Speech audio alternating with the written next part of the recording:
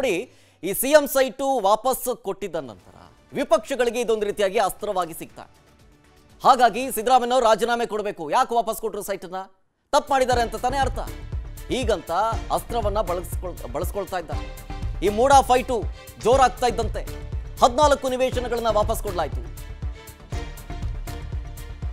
ಅದರಲ್ಲೂ ತನಿಖೆಯ ಟೈಮ್ನಲ್ಲೇ ಸೈಟ್ಗಳನ್ನ ವಾಪಸ್ ಕೊಟ್ಟಿರೋದು ಸಿಎಂ ಪತ್ನಿ. ಹಲವು ಚರ್ಚೆಗಳಿಗೆ ದಾರಿ ಮಾಡಿಕೊಡ್ತಾ ಇದೆ. ಸೈಟ್ ವಾಪಸ್ ನೀಡಿ ತಪ್ಪು ಒಪ್ಪಿಕೊಂಡಿದ್ದಾರೆ ಅನ್ನುವಂತಹ ವಾದವನ್ನ ಮಾಡ್ತಾ ಇದ್ದಾರೆ. ಹಾಗಾಗಿ ಸಿಎಂ ರಾಜೀನಾಮೆ ಕೊಡಬೇಕು. ಬಿಜೆಪಿ ಜೆಡಿಎಸ್ ಒತ್ತಾಯ ಮಾಡ್ತಾ ಇದ್ದಾರೆ. ಸೈಟ್ ವಾಪಸ್ ಕೊಡಬಾರ್ದಾಗಿತ್ತು, ತಪ್ಪು ಮಾಡಿಲ್ಲ ಅಂತ ಹೇಳಿದ್ರೆ ಸೈಟ್ ವಾಪಸ್ ಕೊಟ್ಟರು. ಬಿಜೆಪಿ ಹೇಳ್ತಾ ಇರೋ ಮಾತು. ಆದರೆ ಸಿದ್ದರಾಮಯ್ಯನವರು ಹೇಳ್ತಾರೆ, ನನ್ನ ಗಮನಕ್ಕೆ ಬಂದಿರಲಿಲ್ಲ, ಕೊಟ್ಟಿದ್ದಾರೆ ಅಂತ ಗೊತ್ತಾಯ್ತು, ಓಕೆ ನಾನು ಅದನ್ನು ಸ್ವಾಗತ ಮಾಡ್ತೀನಿ ಅಂತ ನಿನ್ನೆ ಅಷ್ಟೇ ಹೇಳಿಕೆಯನ್ನು ಕೊಟ್ಟು ಸೈಟ್ ಬೇಡ ಅಂತೇಳಿ ವಾಪಸ್ ಕೊಟ್ಟಿದ್ದಾರೆ. ನನ್ನ ಪತ್ನಿಯ ನಿರ್ಧಾರನ ನಾನು ಸ್ವಾಗತ ಮಾಡ್ತೀನಿ, ಅದು ಅವರ ಸ್ವತಂತ್ರ ತೀರ್ಮಾನ ಅಂತ ಹೇಳಿದ್ರು. ಆದರೆ ಬಿಜೆಪಿ ಜೆಡಿಎಸ್ ಮಾತ್ರ ತಪ್ಪು ಮಾಡಿದ್ದಕ್ಕೇನೆ ವಾಪಸ್ ಕೊಟ್ಟಿದ್ದು, ಇನ್ನೇನು ಮತ್ತೆ ಹಾಗಾಗಿ ರಾಜೀನಾಮೆ ಕೊಡಬೇಕು ಅಂತ. ತಪ್ಪು ಮಾಡಿ ಸೈಟ್ ವಾಪಸ್ ನೀಡಿದ್ರೆ ಸರಿಯಾಗ್ಬಿಡುತ್ತಾ?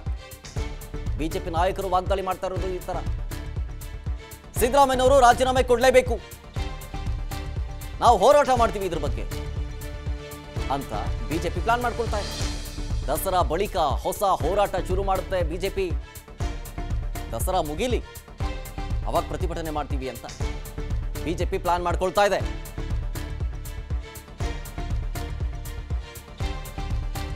ಡೀಟೇಲ್ಸ್ ಕೊಡ್ತಾರೆ ಇದ್ರ ಬಗ್ಗೆ ನಮ್ಮ ಪ್ರತಿನಿಧಿ ಚಂದ್ರಶೇಖರ್ ನೇರ ಸಂಪರ್ಕದಲ್ಲಿ ಜಾಯ್ನ್ ಆಗ್ತಿದ್ದಾರೆ.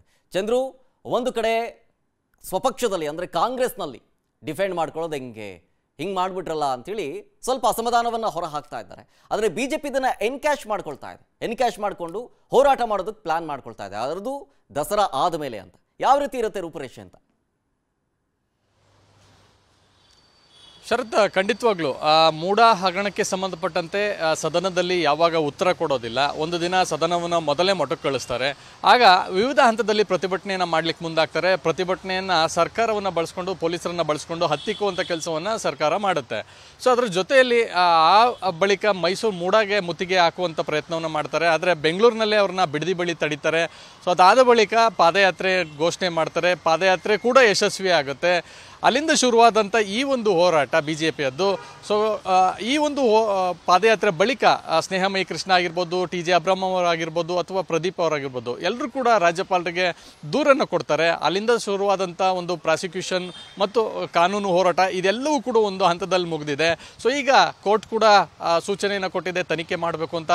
ಇದರ ನಡುವೆ ಈಗ ಮುಖ್ಯಮಂತ್ರಿಗಳು ನಾನು ರಾಜೀನಾಮೆ ಕೊಡೋದಿಲ್ಲ ಅನ್ನುವಂಥದ್ದು. ಮತ್ತೊಂದು ಕಡೆ ಈಗಾಗಲೇ ಸೈಟನ್ನು ಕೂಡ ವಾಪಸ್ ಕೊಟ್ಟಿದ್ದಾರೆ. ಅದನ್ನು ಮೂಡಾ ಕೂಡ ವಾಪಸ್ ತೆಗೆದುಕೊಂಡಿದೆ ನಿನ್ನೆ ಅಷ್ಟೇ. ಸೊ ಇದರ ನಡುವೆ ಸಿಎಂ ರಾಜೀನಾಮೆ ಕೊಡಲ್ಲ ಅಂತ ಏನು ಹೇಳಿದ್ದಾರೆ, ಅದರ ವಿರುದ್ಧ ಈಗ ಬಿಜೆಪಿ ಹೋರಾಟವನ್ನು ರೂಪಿಸೋದಕ್ಕೆ ತಯಾರನ್ನು ಮಾಡ್ಕೋತಾ ಇದೆ. 2 ದಿನಗಳ ಕಾಲ ಕಾದು ನೋಡುವಂಥ ತಂತ್ರಕ್ಕೆ ಮುಂದಾಗ್ತಾ ಇದೆ. ಸೊ ಈ ನವರಾತ್ರಿ ಮುಗೀಲಿ, ಆನಂತರ ನಮ್ಮ ಹೋರಾಟವನ್ನು ಶುರು ಮಾಡೋಣ ಅನ್ನೋಂಥದ್ದು. ಯಾಕಂದರೆ ಈ ನವರಾತ್ರಿ ಹಬ್ಬದಲ್ಲಿ ಅನೇಕ ವಿಶಿಷ್ಟ ದಿನಗಳು. ಸೊ ಹೀಗಾಗಿ ಈ ನವರಾತ್ರಿ ಕಳೀಲಿ. ಸೊ ಅಷ್ಟರಲ್ಲೇ ಕಾಂಗ್ರೆಸ್ನವರೇ ಮುಖ್ಯಮಂತ್ರಿ ಸಿದ್ದರಾಮಯ್ಯನವರ ರಾಜೀನಾಮೆಯನ್ನು ಪಡಿತಾರೆ ಅನ್ನುವಂಥದ್ದು ಭಾಳ ಸ್ಪಷ್ಟವಾಗಿದೆ. ಸೊ ಈ ಮೈಸೂರು ದಸರಾ ಮುಗಿತಿದ್ದಂಗೆ ಬಹುತೇಕ ನವೆಂಬರ್ ಒಳಗಾಗಿ ಮುಖ್ಯಮಂತ್ರಿಗಳು ರಾಜೀನಾಮೆ ಕೊಡ್ತಾರೆ ಅನ್ನೋಂಥದ್ದು ಕೂಡ ಕಾಂಗ್ರೆಸ್ ವಲಯದಲ್ಲಿ ಚರ್ಚೆ ಆಗ್ತಾ ಇದೆ. ಸೊ ಹೀಗಾಗಿ ಕಾದು ನೋಡುವ ತಂತ್ರಕ್ಕೆ ಬಿಜೆಪಿ ಮುಂದಾಗ್ತಾ ಇದೆ.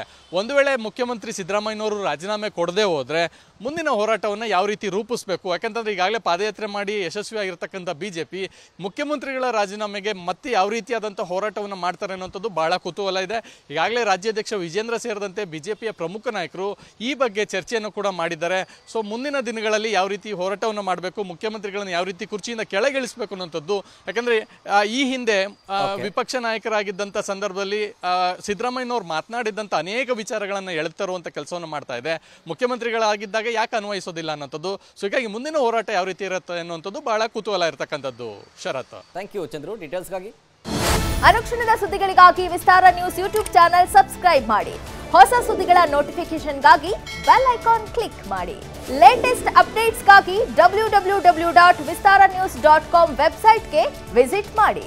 ಅಂಗೈಯಲ್ಲೇ ಜಗತ್ತಿನ ಸುದ್ದಿ ತಿಳಿಯಲು ವಿಸ್ತಾರ ನ್ಯೂಸ್ ಕನ್ನಡ ಆಪ್ ಡೌನ್ಲೋಡ್ ಮಾಡಿ.